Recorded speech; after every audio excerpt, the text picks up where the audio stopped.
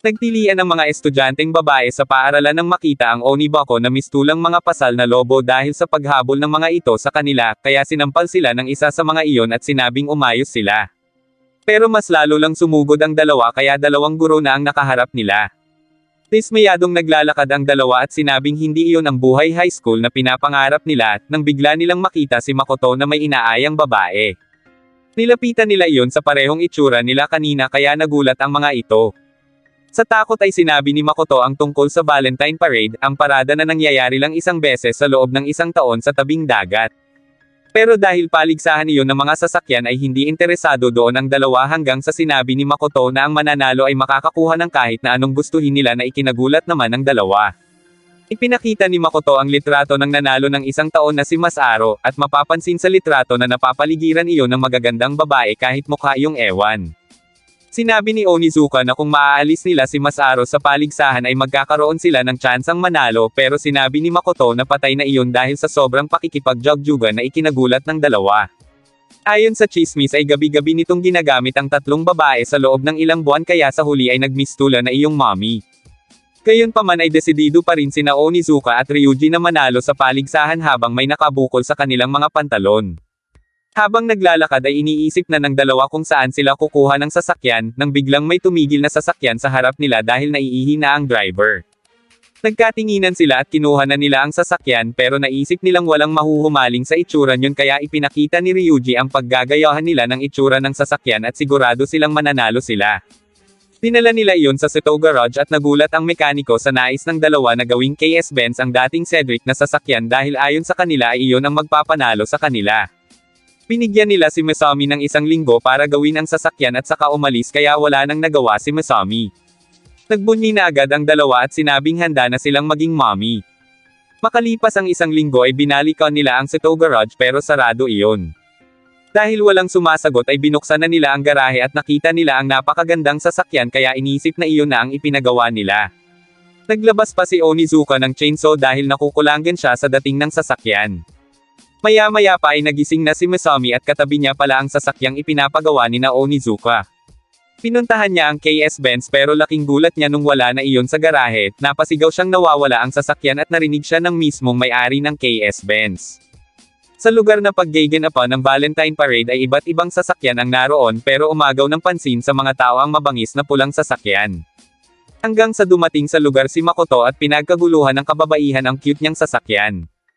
Pero pinakahumanga ang mga tao sa sasakyan ng Onibako Duo na KS-Benz at animoy pakpak ang disenyo ng pinto nito. Natuwa si Ryuji dahil inakala raw ng mga tao na totoong KS-Benz iyon.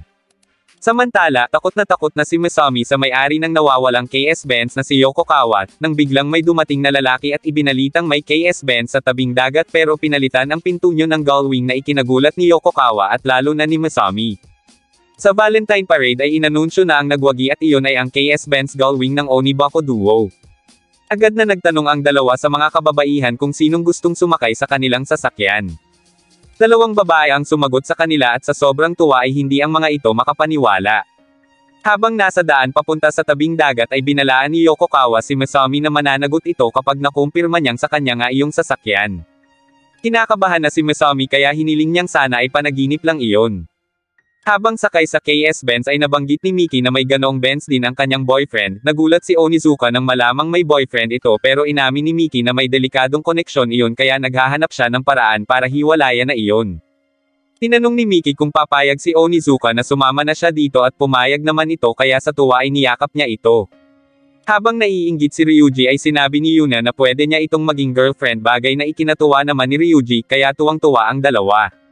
Biglang nagring ang telepono sa sasakyan at sinagot naman yun ni Onizuka, si Masami pala iyon at sinabing totoong Benz ang kinuha nila at ipinare-repair lang yun sa kanya ng mga peligrosong tao. Inagaw ni Yokokawa ang telepono at sinabihang magnanakaw sina Onizuka at ipinaalam na susundan niya ang mga ito para pagbayadin. Naiyak na lang si Onizuka sa kanyang nalaman kaya sinabi niya kay Ryuji na ari pala ng isang yakuza ang sasakyang iyon. Maya-maya pa ay naabutan na sila ng mga iyon at sinabihang huminto pero hindi nila magawang huminto hanggang sa nakita ni Yokokawa si Miki, ang kanyang kasintahan.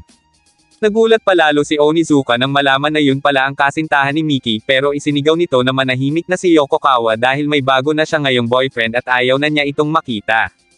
Naiiyak na tinanong ni Onizuka kung ang matandang yun ba ang kasintahan ni Miki, pero sinabi ni Miki na mukha lang iyong matanda pero 17 taong gulang pa lang yun kaya nagulat ang tatlo at hindi makapaniwala. Pinangga na sila ni Yokokawa kaya ipinamaneho ni Onizuka kay Ryuji ang sasakyan at saka pinagbabato ang mga sumusunod sa kanila, pero sa taranta ay naalis ni Ryuji ang manibela kaya nagtalo sila ni Onizuka hanggang sa nahulog sila sa ilog. Nahuli sila ni Yokokawa at isinemento ang katawan sa isang drum at saka sinipa at nagpagulong-gulong. Pinagbabayad sila nito ng 50 million yen kapalit ng kanilang buhay. Nangyayain nito si Miki ay mas pinili niyo na manatili kay Onizuka dahil pananakit lang ang natatamo niya mula kay Yokokawa. Mas lalong nagalit si Yokokawa kaya dinoble nito ang perang hinihingi kapalit ni Miki. Pumangon si Onizuka at sinabing sisiw lang sa kanya ang 100 million yen at ipinangako kay Miki na ililigtas niya ito. Pinigyan siya ni Yokokawa ng palugit hanggang bukas ng alas 6 ng hapon at kapag hindi siya sumipot ay 200 tauhan nito ang haanteng sa kanya. Kumanga si Ryuji sa ipinakitang tapang ni Onizuka pero nang lingunin siya nito ay umiiyak ito at hindi alam ang kanyang gagawin. Plano na sanang umalis muna ng dalawa at pumunta sa Hokkaido pero nakasalubong nila ang mga tauhan ni Yokokawa, sa dami ng mga iyon ay malabo silang makatakas ng buhay. Sumikat na ang araw at napapaisip pa rin si Ryuji pero nang mapatingin ito kay Onizuka ay nagalit siya dahil nakukuha pa nitong matulog. Sinisi niya si Onizuka kung bakit sila nasa sitwasyon na ikinagalit naman nito kaya nagtalo patuloy silang dalawa dahil pareho naman nila yung ginusto. Nang biglang hamampas si Ryuji sa kabinet at nahulog ang isang piraso ng papel at sinabing nasa kamay na nila ang 100 million yen. Dumating na ang oras ng palugit pero hindi pa rin sumisipot sina Onizuka kaya nagpa siya si Yokokawa na ipahanting na ang dalawa. Nang biglang dumating sina Onizuka sakay sa ginawang sasakyan ni Masami, dala ang 100 million yen. Nagkagulo muna bago nila nakaharap si Yokokawa at nakita nito kung gaano sila kagaling makipaglaban kaya sinabi nito na kapag may ginawa silang masama dito ay madadamay pati mga pamilya nila. Tinuwanan lang siya ni Onizuka at ipinaalala ang kanyang mga junior sa middle school pero hindi sila makilala ni Yokokawa kaya nagpalit ito ng salamin at doon ay nagulat ito nang makilala ang dalawa na nagpahiya sa kanya noon. Sumigaw si Yokokawa at sinabing iba na siya ngayon, hindi na siya natatakot dahil siya ang kahalili ng Yakuza gang. Sinabi ni Ryuji na inihanda na nila ang 100 million yen pero kailangan munang makiusap ni Yokokawa at saka ipinakita ang litrato niya na nakababa ang pantalon. Halos humiwalay ang kaluluwa ni Yokokawa sa pagsigaw nang makita iyon pero sinabi nito na hindi pa rin siya natatakot kaya sinabi ni Ryuji na kokontakin niya ang kaibigan niyang nagtatrabaho sa pagawaan ng dyaryo at bukas ay ilalabas niyon ang kanyang litrato na may titulong ang kahalili ng Yakuza ay napilitang yumerna sa harap ng mga tao. Pinapili siya ng dalawa kung mamumuhay siya sa kahihiyan o bibilhin niya ang litrato sa halagang 100 million yen. Nakiusap si Yokokawa na ibalik ang litrato pero tinawanan lang siya ng dalawa kahit palumuhad na siya sa pagmamakaawa at sinabing palalampasin na ang ginawa ng mga ito sa kanyang sasakyan dahil hindi niya kakayaning mabuhay sa kahihiyan. Pinagbigyan naman siya ni Onizuka sa kondisyon na yumerna ulit siya sa harap nila at napilitan na nga siyang gawin iyon kaya halos maiyak ang tatlo sa kakatawa. Habang naglalakad ay sinabi ng dalawa na iyakin pa rin talaga si Yokokawa at wala pa ring ipinagbago. Sinabi naman ni Miki na masaya siya dahil bumalik nga si Onizuka para sa kanya at inalok itong maging boyfriend niya kaya nang pumayag si Onizuka ay agad siya nitong hinalikan at niyaya sa apartment. Galit na galit naman si Ryuji dahil naiwan siya dong mag-isa.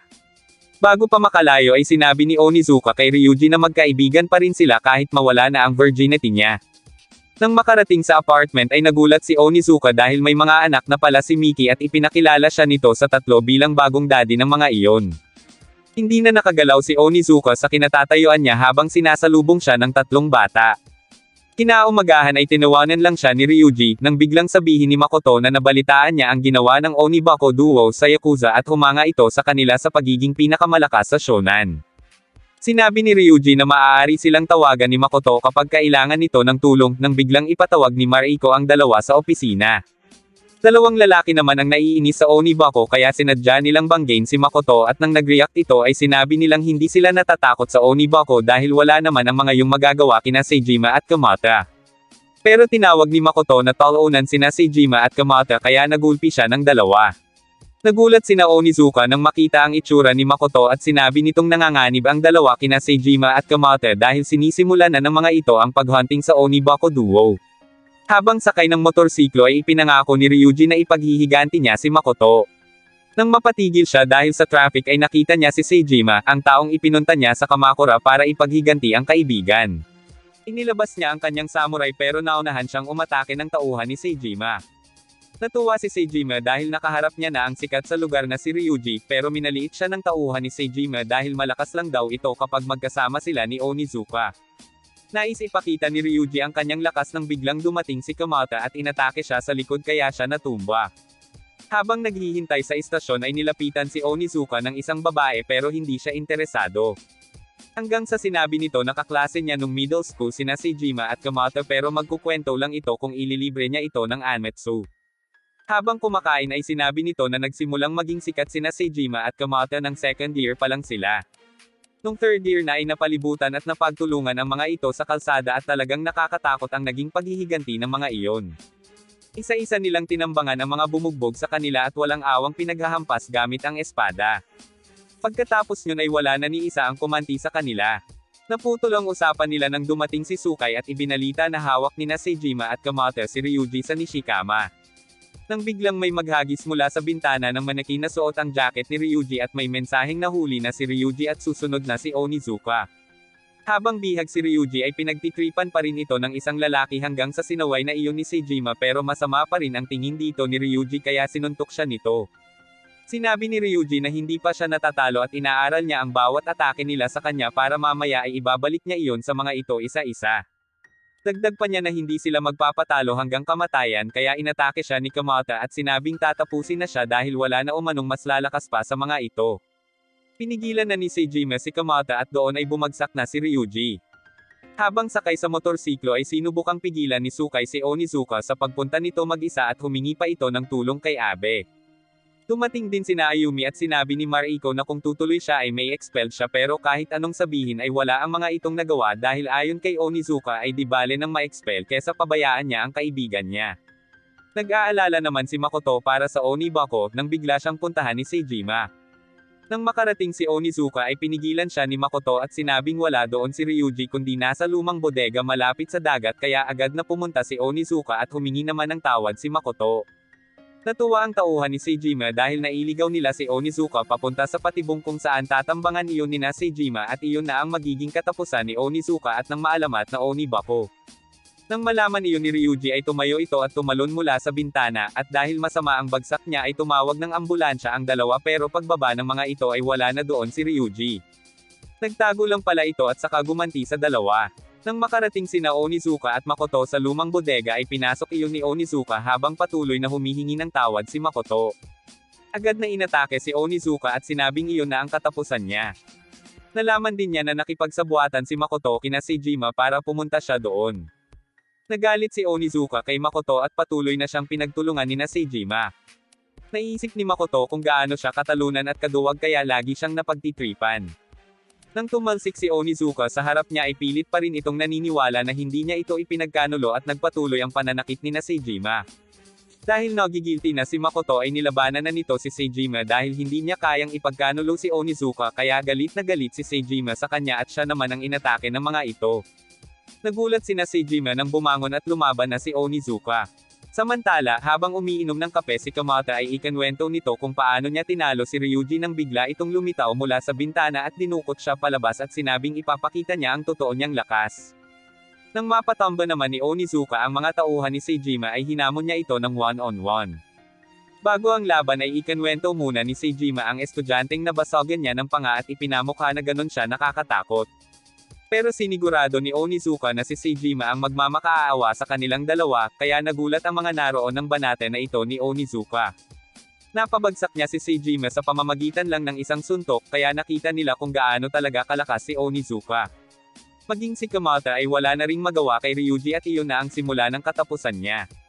Dahil wala nang magawa sa mga atake ni Ryuji ay naglabas na si Kamata ng patalim kaya agad siyang pinigilan ng mga kaibigan niya pero patuloy pa rin itong sumugod at sa huli ay napabagsak rin siya ni Ryuji. Maya-maya pa ay nagkita na sila ni Onizuka at tinanong niya kung ipinagkanulo nga ito ni Makoto pero sinabi ni Onizuka na sabay silang nakipaglaban at tinulungan pa nga siya nito. Labis ang pasasalamat ni Makoto kay Onizuka dahil itinuring pa rin siyang kaibigan ng dalawa. Habang naglalakad ay pinag-usapan ng dalawa kung paano nagpakalalaki si Makoto. Nang bigla nila itong makita muli sa daan na nagyayaya ng babae kaya sinugod nila ito dahil kinakaawaan pa naman nila ito tapos hindi man lang sila nito mabigyan ng chicks. Habang naliligo si Nakamata at si Jima ay tinanggap na ng mga ito na talo sila laban sa Onibako. Kaya nang makita nila ang mga ito na maliligo rin doon ay nagulat sila pero nauwi na naman sila sa bangayan hanggang sa maalis ni Onizuka ang saplot niyang tuwalya kaya tinawanan lang siya ni Seijima dahil sa maliit niyang pototoy. Hindi matanggap ni Onizuka na maliit ang sa kanya kaya ikinumpara niya iyon kay Ryuji. Pero nang makita niya iyon ay napanganga na lang siya sa laki ng patotoy ni Ryuji. Nakisali si Kamata at sinabing hindi naman mahalaga ang sukat ng mga patotoy kaya nakahanap ng kakampi si Onizuka, pero pinagtulungan nila ito para makita kung anong size ng kay Kamata.